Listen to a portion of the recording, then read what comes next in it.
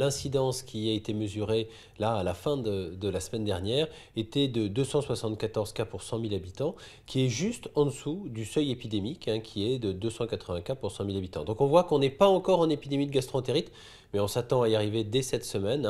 Plusieurs régions sont au-dessus de ce seuil, en particulier l'Alsace, le Limousin et la Bretagne, qui ont aujourd'hui les incidences, c'est-à-dire le nombre de cas le plus fort.